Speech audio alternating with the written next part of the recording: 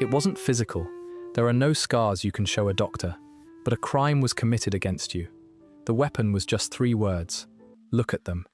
And today, we are going to investigate how that single sentence didn't just hurt your feelings. It permanently rewired your brain to fail. Think back to being a kid. You come home with a B+, or maybe you finally mastered something you were struggling with. You are waiting for that baseline level of parental approval, that look of pride. But instead of good job, you get a pivot. Why can't you be more like your cousin? Your sister got an A. The neighbor's kid is already taking advanced math. They called it motivation. They told you, and probably genuinely convinced themselves, that they were just pushing you to reach your full potential. But as a child, your brain does not process that as encouragement. We need to look at the psychological evidence of what was actually happening in your mind. You didn't hear a pep talk. You felt the cold, heavy reality of being placed on an invisible scoreboard. For a child, love and safety are synonymous. You need your parents' approval to feel secure in the world. But when every single achievement is immediately measured against someone else, you learn a terrifying subconscious rule. You learn that love is not a baseline. Love is not a given. Love is a highly conditional prize, and it is only ever awarded to the winner. You weren't being raised, you were being ranked. Think about the devastating weight of that realization. For a developing mind, you learned that your intrinsic value, just breathing, existing, being yourself, was mathematically 0. Your worth was strictly comparative. If you weren't standing on top of someone else, you were entirely invisible. So, you adapted. You had to. You stepped into a psychological survival arena where every family dinner, every report card, every college application was a blood sport. You learned to constantly scan the room, looking for the target you had to beat, just to earn the right to feel okay about yourself for another day. And here is the most tragic part of this specific trauma. Even if you won the race, even if you completely destroyed the competition, became the valedictorian, and turned into the golden standard, the victory was entirely hollow. Because deep down in your nervous system, you knew they didn't love you. They loved the trophy you represented. You were taught that to be loved, you had to defeat the person next to you. And that one twisted lesson is the exact reason why, today, your life feels like an endless, exhausting race. A race that, without even realizing it, you are secretly trying to lose.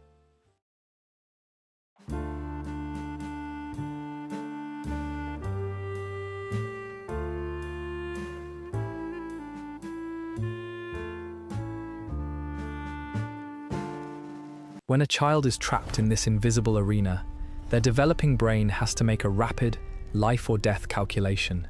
You can't escape the house, and you can't fire your parents. So your psyche is forced to fracture. It mutates just to survive the environment.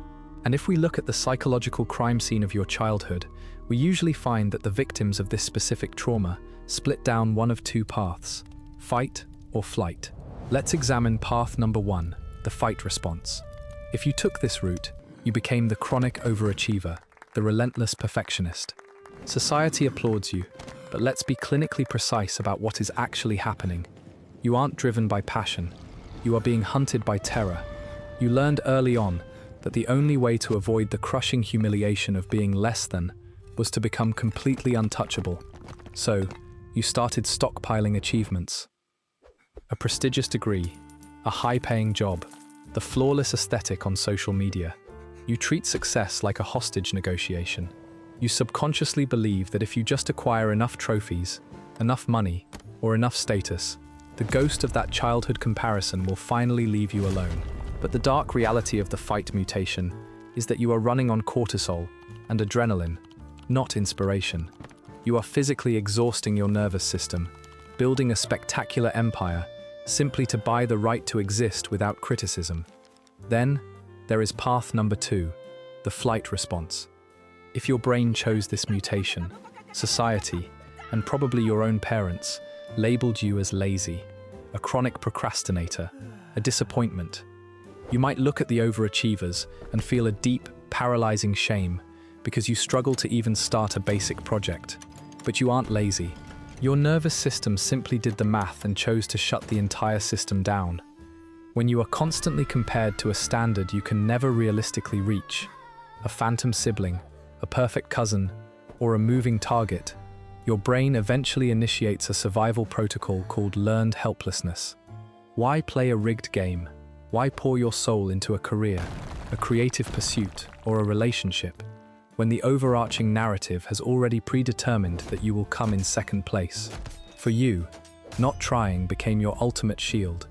If you don't try, you can't be officially compared. You choose to fail on your own terms to protect yourself from the absolute devastation of trying your absolute best and still being told it wasn't enough. But here is the most terrifying part. Regardless of which mutation you developed, the exhausted achiever or the paralyzed procrastinator, you both share the exact same neurological scar, hypersensitivity. Because your childhood environment was a psychological war zone where every single action was graded, your brain's threat detection center, the amygdala, is permanently stuck in overdrive. Today, this means you have lost the ability to process neutral feedback. If your boss sends a slightly blunt email, or your partner asks you to change a minor habit, your brain doesn't just process it as a simple request. Your amygdala flashes red. It perceives a catastrophic attack on your entire identity. A minor critique isn't just a critique. It feels like total annihilation. You spend your adult life walking on eggshells inside your own mind, completely drained by the effort it takes to defend yourself against threats that aren't even there. We have reached the first major twist in this psychological autopsy. If you are watching this as an adult, there is a brutal truth we need to confront. Your parents are likely not standing over your shoulder right now. They might live in a different city. They might be older and softer. They might have even realized their mistakes and apologized. So why are you still suffering? Why are you still exhausted? Because the true horror of being constantly compared isn't what happened to you back then. It's what you learn to do to yourself right now. In clinical psychology, there is a defense mechanism known as introjection. When a child is relentlessly subjected to a harsh, external critical voice, their brain eventually absorbs that voice in an attempt to predict and survive the criticism.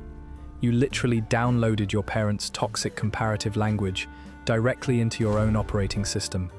You don't need them to compare you to your cousin or the neighbor's kid anymore. You have seamlessly taken over their job. You open LinkedIn, you scroll through Instagram, and you actively hunt for people who are younger, richer, and more successful, just to trigger your own pain. This is the birth of the inner critic, the most ruthless, unforgiving version of the people who hurt you now lives permanently inside your own head. And this phantom voice is the exact reason why your life feels like a black hole of achievements. Think about your biggest recent success, the degree you finally earned, the promotion you fought for, the financial milestone you hit. How long did the happiness actually last? A week? A day? An hour? You are entirely incapable of enjoying your own success, because the second you cross the finish line, your inner critic instantly hijacks your brain. It whispers, "Sure, you got the job, but your friend from college is already a director. Sure, you made money, but look at that 22-year-old on the internet making double."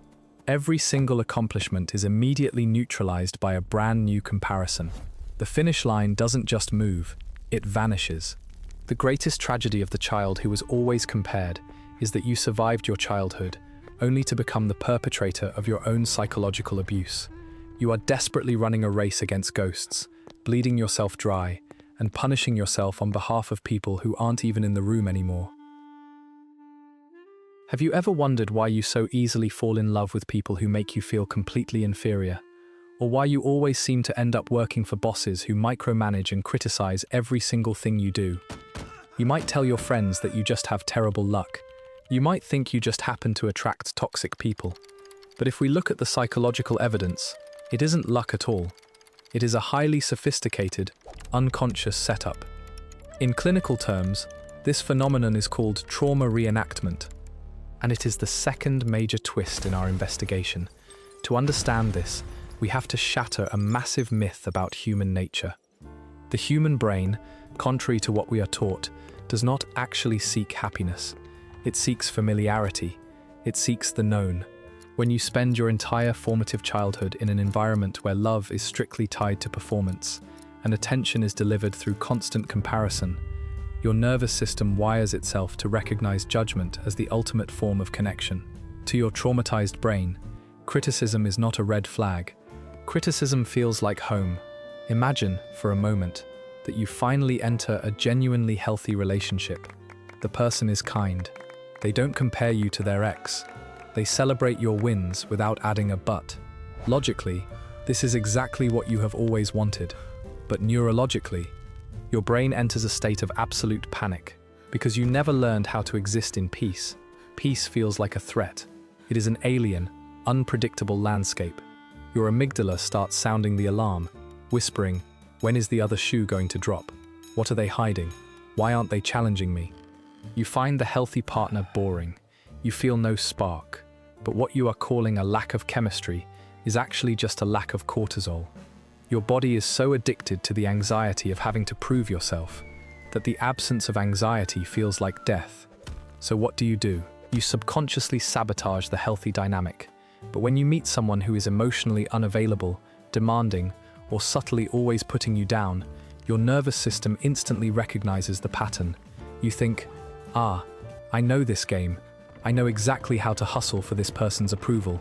The toxicity feels profoundly comforting because it perfectly mirrors the invisible scoreboard of your childhood. You are actively drawn to people who judge you because, on a deep, invisible level, you are desperately trying to win the battle you lost as a kid. Your unconscious mind believes that if you can just get this highly critical partner to finally see your worth, or this impossible boss to finally give you a gold star, it will retroactively heal the gaping wound left by your parents. You treat these toxic relationships as a chance at redemption, but the devastating reality of the child who was always compared is this. You cannot heal a childhood trauma by dating a replica of the person who caused it. You aren't finding love. You are just returning to the scene of the crime, actively volunteering to be the victim all over again. I want you to ask yourself a terrifying question. If you woke up tomorrow and the invisible scoreboard was completely destroyed, if there was no one left to impress, no one left to beat, and no one left to disappoint, do you even know who you actually are? Do you know what you actually like to do? For most victims of chronic childhood comparison, the answer to that question is a profound, suffocating silence. As we dig deeper into this psychological autopsy, we uncover the most devastating casualty of all. It isn't just your self-esteem that was destroyed, it is your entire identity. Think about the developmental timeline of a healthy childhood. Those years are supposed to be a messy, safe, experimental phase where you figure out your authentic self. You try things, you fail, you discover your organic passions. But you were denied that timeline. You didn't have the luxury of exploration because you were drafted into a psychological decathlon without your consent. Instead of building a genuine identity, you built a highly calibrated, custom-made mask. Every single choice you made, the major you picked in college, the career path you forced yourself down, the way you dress, and maybe even the partner you chose, was carefully selected to fit the archetype of the acceptable or superior child. You became a masterpiece of behavioral engineering, designed specifically to extract a few drops of validation from a deeply flawed system. This is the tragic paradox of the golden child. You might look at someone who seemingly won the comparison game and think they have it all. But beneath the pristine exterior of the perfect grades, the perfect job, and the flawless life, there is often a terrifying hollow void. They are wearing a disguise so heavy that it is crushing their soul. And don't fool yourself if you think you escaped this by being the rebellious kid. Even if you chose to fight back, if you dropped out, broke the rules, and swore you would never be the perfect child they wanted, you are still trapped in the exact same psychological cage, because doing the exact opposite of what they demanded is still letting their expectations dictate your life. Your rebellion wasn't true freedom. It was just the negative image of the exact same photograph. You were still reacting to the scoreboard. And this brings us to the quiet, secret panic you feel when you are finally alone in your room. When the workday ends, and you strip away the titles, the achievements, and the money, you look in the mirror and realize you are staring at a complete stranger.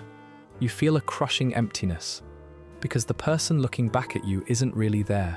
They are a ghost, a collection of other people's expectations, frantically stitched together to survive a childhood you never asked for. The ultimate crime of comparison didn't just steal your peace of mind, it actively erased you.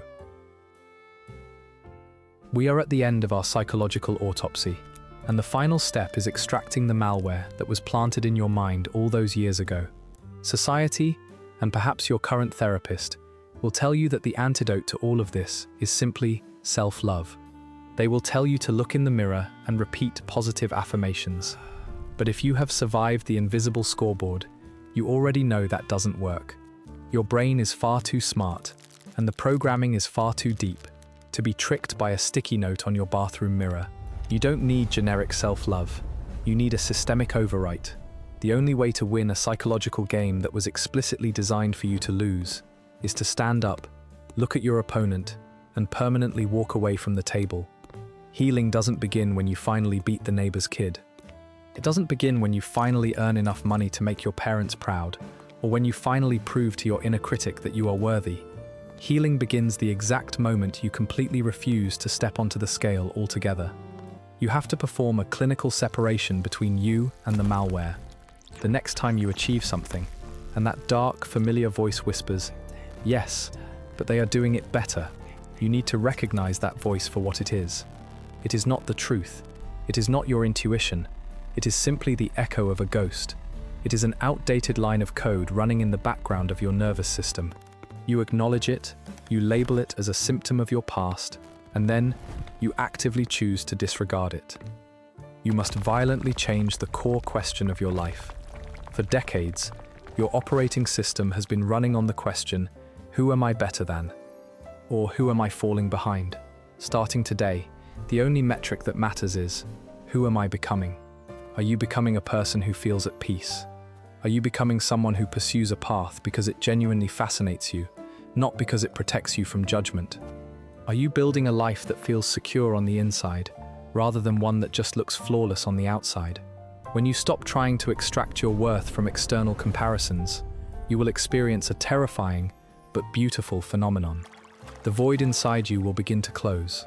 You will start to discover the authentic identity that was violently paused when you were just a child. You will realize that your baseline existence, just you, sitting in a room without a single trophy, title, or accomplishment, is entirely and unequivocally enough. The crime committed against you was severe, but the investigation is over. The scoreboard is broken.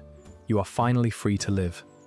If this psychological breakdown helped you understand a part of yourself that you have been fighting your entire life, leave a comment below. I want to hear your truth. Tell me what invisible scoreboard you were trapped on, and declare that you are walking away from it today. And if you are ready to keep unraveling the dark psychology behind human behavior and mastering your own mind, hit the subscribe button.